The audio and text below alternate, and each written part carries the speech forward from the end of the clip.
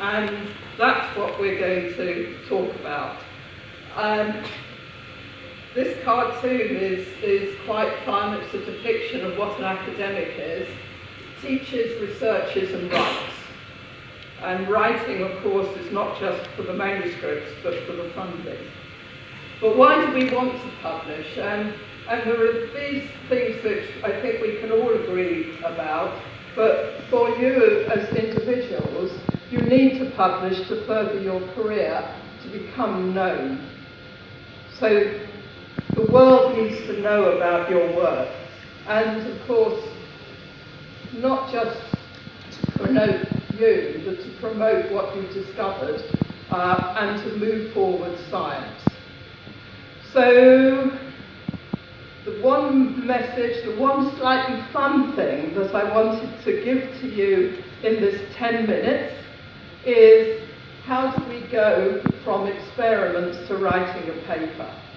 And this is the picture I want you to put into your minds. As I said, a paper is rarely a chronological account of your experiments, or a good paper is rarely a chronological account. And research is like doing a jigsaw. So just think about doing a jigsaw. You put in a bit here, and then a bit there, and a bit somewhere else, and you don't see the whole picture until you finish the jigsaw. The order in which you did this jigsaw is determined mostly by visual impact of which bits do you see on the table that you can fit together and make a pattern.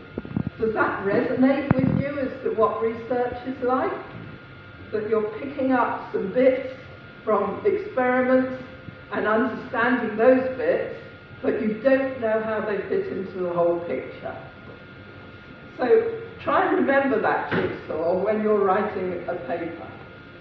You can try and guess what the picture is going to be as you're going along, but you don't really know until it's finished. So complete your jigsaw, have your research story complete before you start writing, and decide what you want to tell in the story. What is the story? What's that story? It's like a criminal novel.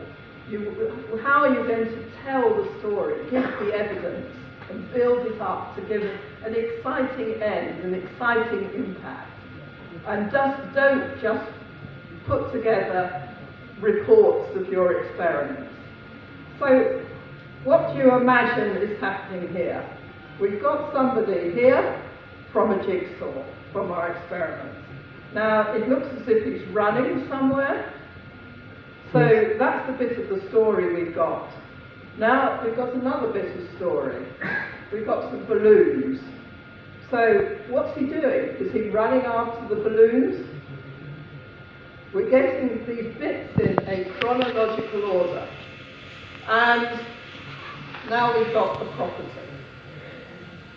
some building. So what's the story behind this? We can't really tell yet. And if we tell these bits of story out of the whole context, it's much more difficult for the reader to understand that this was a family going out one day. There are 3 children, the mother and father. The daughter has been to a party and has some balloons. This boy who looked as if he was running was actually on a skateboard. And the other boy is on an e-bike because he has asthma. He has to be on an e-bike because he can't go on a skateboard or a bike because his lungs are affected by the smog. So, we've got the full story here. How would we tell it? So just think about that, getting your jigsaw together, putting all those pieces down, scribble on a piece of paper, and then decide how you're going to tell it. Do we start here with the smog? and how that is, air quality is so important? Or do we start with the story of the family? Now, there are lots of ways you can tell that full story, but it's probably not in chronological order. So, the message, let's see how many times I can say tell a story. Tell a story, keep your writing clear, with short, easy to understand sentences. I'm not good at that. I make my sentences too long. And make it as concise as you can without leaving out the most important points. Build up a strong structure, which you can do by breaking it down into sections, and always think about who you are writing for. You're writing for an expert audience, and so you can assume that they know various things to a certain advanced level. But what don't they know? And emphasize the novelty. So a paper is divided into some major subsections, as we all know. The first one, you need to also refer to whichever paper that you are going to submit to, about what their policy is over authorship. In the Royal Society of Chemistry, papers, an author must have made a significant contribution. And you need to make sure that all authors agree to the submission. So if you're adding an author who really can't defend the paper, they probably shouldn't be there. The abstract, this is your opportunity to make a big wow, because I'm sure as you're looking through the literature, the first thing you read is the abstract, and depending on what you read in the abstract, and maybe glance very fast through the paper, will depend on whether you read that paper in detail. So make it count, make it concise, bring out the most important things, and make it count, so that everyone wants to read the whole paper and cite your work. The introduction, you need to set the whole scene, the context, the background of your work, what has been done, and what are you going to show that's new. And then the results and discussion. Remember, you're not just presenting your results. This isn't a laboratory write-up. It's more than that. It is an explanation, your interpretation of your results in the context of what's already been done, and with your own input into interpreting something and taking it forward as a big step in knowledge. Don't forget you can use figures. We see apparently we're divided into people who have visual, audio, or other ways of taking in knowledge. I like taking in knowledge in pictures. Other people, maybe less so, but don't lose the opportunity to tell your story also in your figures and diagrams. And the title, that needs to be enticing and discoverable.